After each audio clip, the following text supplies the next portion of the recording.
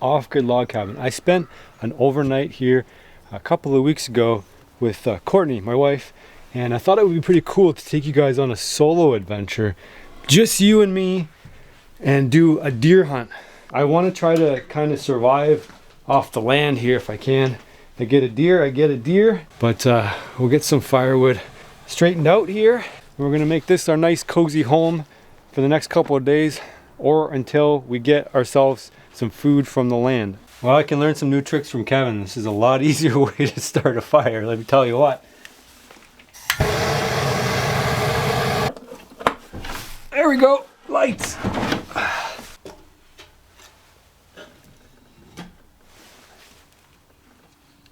As you can see, it's pretty cozy in here.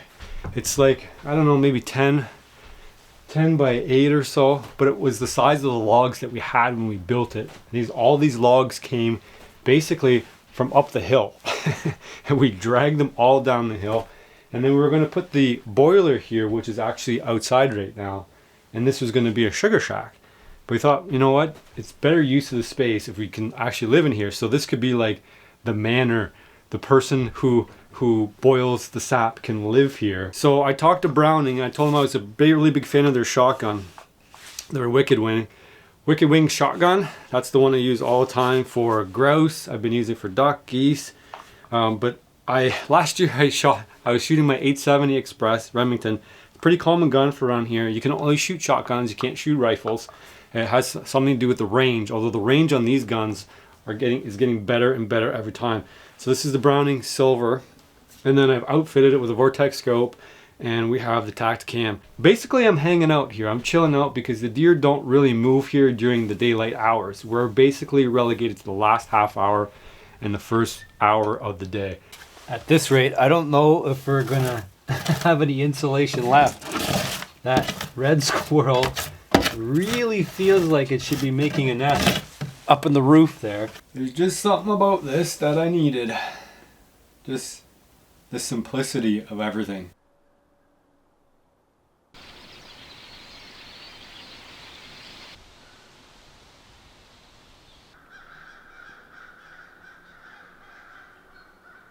Don't worry guys, I got pajama pants underneath. That's the secret. To staying warm in the winter, pajama pants. Put pajama pants under your regular pants. Bed, bedding, everything all set to go here. The only thing I'm missing really is a clap on, clap off. Well, good morning guys. As you can tell, I'm a little late getting going, but better late than never. My alarm did not go off. So, well, let's make the most of it. You never know. Oh, good morning, guys. I kind of overslept. Let's get into the tree stand. Let's get settled in. See if we can get ourselves a deer. Here's the squirrel stand right here. Let's climb up.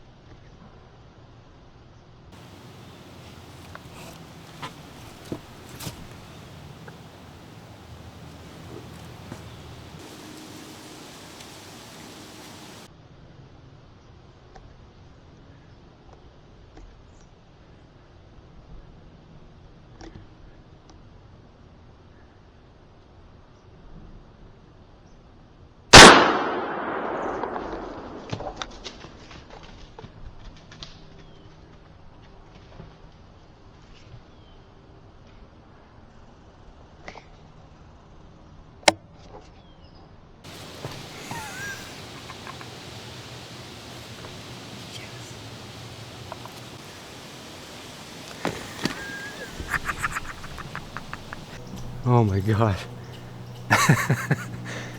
Oh, a deer just snuck up just down here. Right below my stand. And I was not ready at all. I had my earmuffs down here. It was literally right there, like 10 steps down there. And my gun was right here. Just up against the tree here. So I had to maneuver myself. And then she got to about here. And she took a step back because I think she smelt my wind just coming down this way. And then she went up around here. And I was able to get the gun all lined up. And she just went that way. And I think she went down right there. I'm pretty sure she went down. Yes. Oh man, that happened so fast. Last year I was shooting my Remington 870, and that one was not firing good for me. And I spent a lot of time in the stand. I had 2 shots on deer, and I wasn't able to recover it. That sucker went down hard.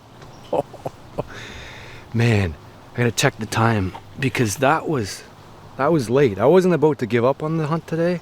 8:40. Sunrise is 7:30, so about an hour and 10 minutes into the hunt. I'm gonna give it a couple more minutes, and I'll go check. But I'm pretty sure she went down right there. She was skating. I'm pretty sure I tucked that right up inside the boiler room. Oh. Yes. Now I got the shakes. All right, let's go see if we can find the deer. Should be just right there.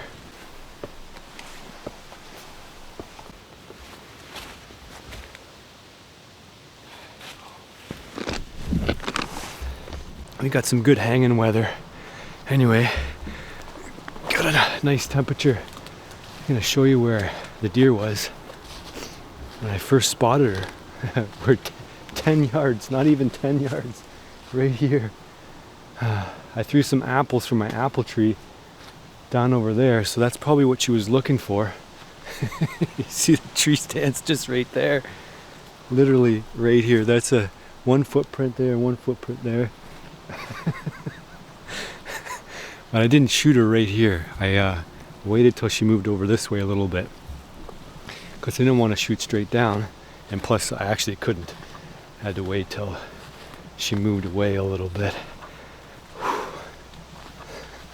All right, let's go see if we can find ourselves a deer.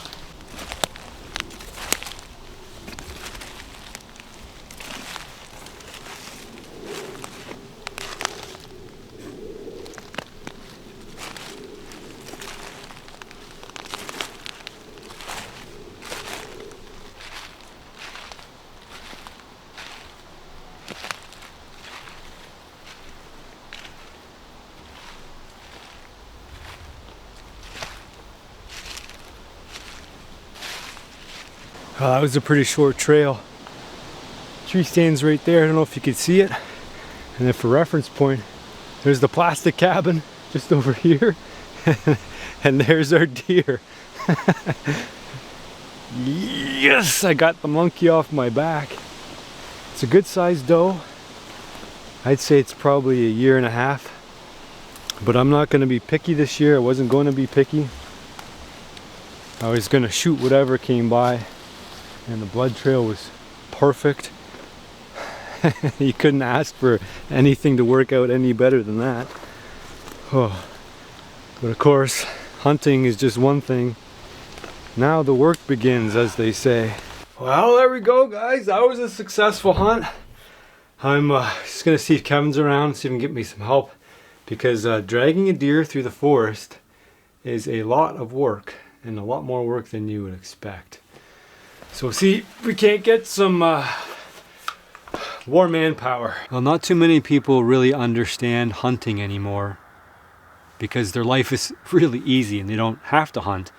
Now when I say that I need to hunt, but it is something that's inside of me that I believe is historical and something that people used to do.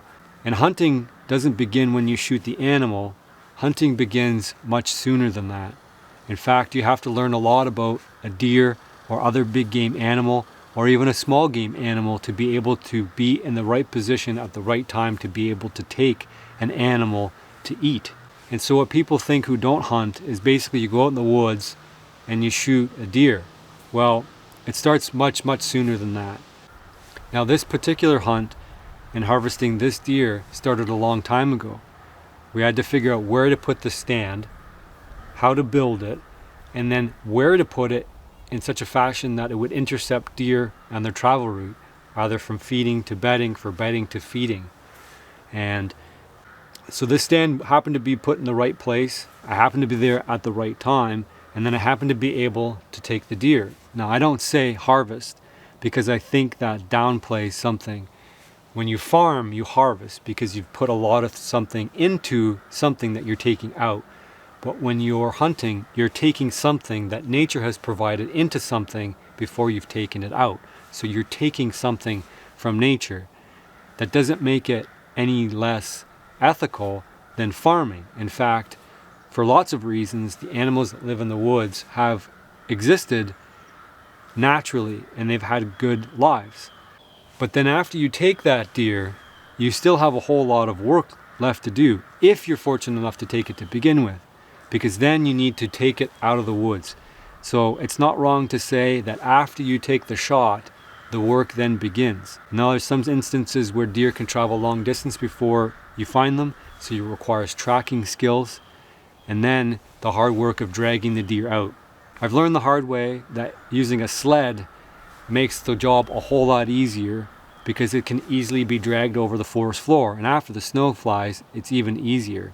You might think it's pretty easy to drag a deer out of the woods, but that's couldn't be further from the truth. You're dealing with a couple 100 pounds, maybe 150 pounds, and some gangly legs that like to catch on everything. And then you have to be able to gut the deer.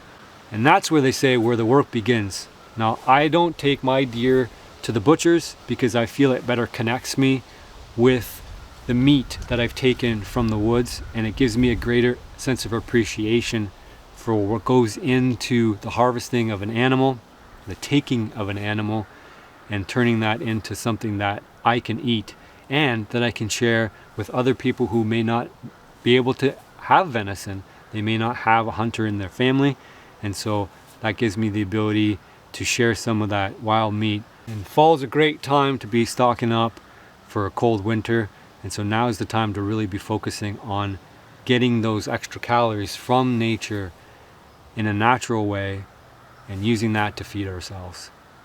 So now that we have some food, we can enjoy something that nature has given us or something that we've taken from nature with no apologies. Well, back here at the deer, I got in touch with Kevin. He says he's busy, but I got someone better anyway.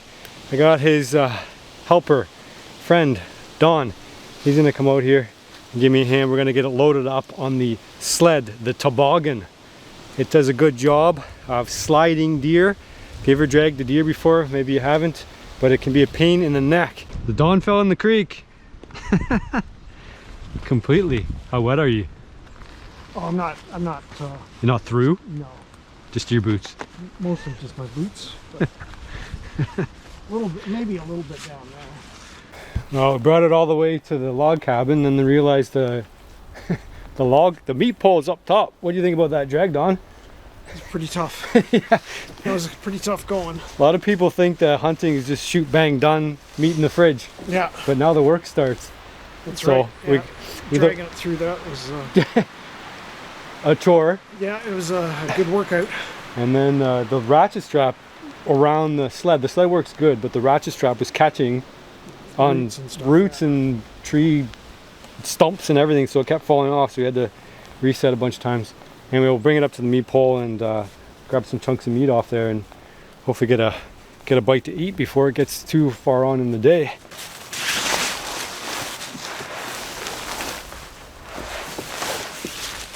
Oh, we made it. Now I gotta gut it, but you guys can't watch that. So get the back straps out and you can join me then.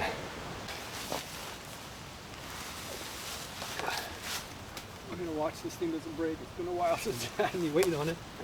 Ready? Yeah. A little bit more. Okay, again. Yeah. Well guys, we got the deer hung, gutted. Don's going home because he fell in the creek, so he's soaking wet. But we got good hanging weather. It's gonna go down to -1, which in Canadian is below the point of freezing. So this deer is not going to spoil. It's actually perfect hanging weather, absolutely 100% perfect. So I can deal with that later. We got the tenderloins. I pulled the tenderloins out, and something that's really cool. I'm really happy with this. I pretty much obliterated the heart. It's supposed to be like this, nice and good and things. I pretty much crushed the heart. So if you don't know about the tenderloins is basically on the inside part of the cavity. So you can imagine, not the outside, that's the back straps. That's where you get the majority of meat, the good meat down here on the back. But that's from the inside. It's inside there. So it's a rarely used muscle, which is why it's called the tenderloin. So anyway, we're gonna get going on that. I get back to the log cabin. Now that I got the majority of the work done, we got some bite to eat. Whew, that's a lot of work. I don't know if you guys have ever harvested anything from the wild, but yeah, it's something. It's not like going to the store and grabbing yourself, you know, something to eat, but it does give you a greater appreciation for where your food comes from. Oh, we did pretty good. We got two front legs. I'm gonna turn that into sausage. This is the rest of the sausage. That's just the offcuts. I got the calves in there. Neck meat. There wasn't much on the neck, small deer. And then we got the back hocks full here. And there's multiple different muscles in there. So I'm gonna take it back, put it in the fridge. And then what I'll do is I'll work on it over the next couple of days to get it wrapped up properly into meal-sized portions. I don't want to put something that big in the freezer because I pull it out and I'm not going to be able to eat all. So I want to make it portions that I will eat. So, you know, portions of 3. And what was this? This is part of the back as well, the back leg. So this is all the back leg, front leg, and trimmings. And I also have the carcass here. The carcass I'm going to drag at the back. I'm going to put it at the squirrel stand, and then maybe I'll get a coyote come in. Hooligan's Forge, that's it. They're right on the knife. Hooligan's Forge, he made this custom made it for me. And it was sharp enough to do everything. And I do need to get rid of this gut pile. It is pretty rotund. It is a rotund gut pile. We can leave it there for a few days and see what happens. See, it's coming for a ride. Some other animal is gonna eat it. It's the easiest part to eat out of a deer, especially like a fresh deer. The coyote and other animals like that, they'll eat the whole deer, but they won't eat the whole deer on the first day because they have a hard time chewing things. Whew, well, we've got that fire rocking now. Got a cast iron pan here. We got our tenderloins here, probably more than I can eat. I'll probably, you know what, I'm gonna eat an entire tenderloin because I think I deserve it. The rest I'm gonna bring home to my family. Now, if somebody else shows up, I might have them partake in the spoils. We've got, of course, the Wadobo. You guys can grab that. It's linked up down below. Sales are good. They're steaming good, and we've got repeat sales, so people are really liking it. We're just gonna do a simple cook, I think. I'm just gonna cut up the tenderloin, fry it in oil with Wadobo, because you can't beat the freshness of this kind of meat from the animal to the pan in just a couple of hours.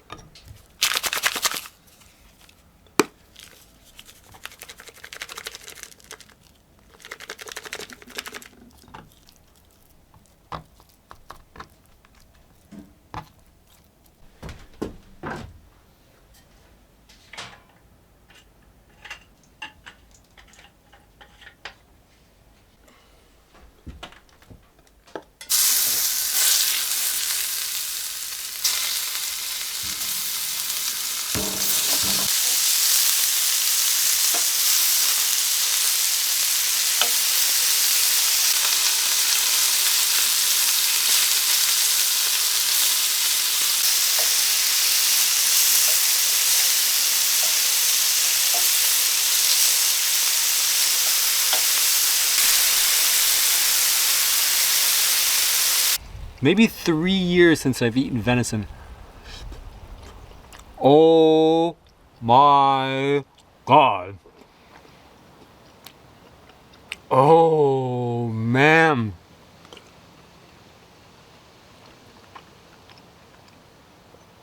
Dude, that is so freaking tender. No knife required. Oh, look at that. Oh, so good.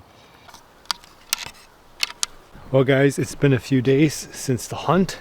Thought you guys would be interested to see what happened to that gut pile, whether it's still around, and what made use of it, if anything. And I can tell you right now that it's been disturbed 100%. There's quite a bit of it left. It's only been about 2 days, so obviously nothing big has come through. I'm just gonna check the trail camera.